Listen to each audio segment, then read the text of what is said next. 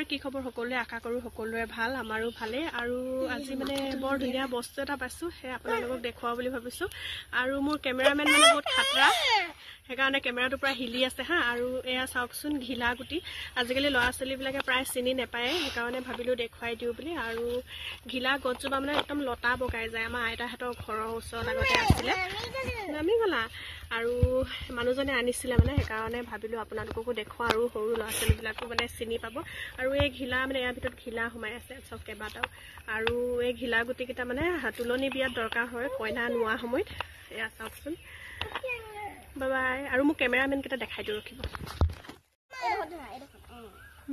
আৰু এইপিনে মোৰ কেমেৰামেনে এটাই মানে মাজৰজনীয়ে সুমনে মোবাইলটো ধৰিছে, আৰু কুলদীপে কেমেৰাটো টিপি দিছে, আৰু ডিষ্টাৰ্ব কৰিবলৈ আমাৰ ছাইডত বেটি।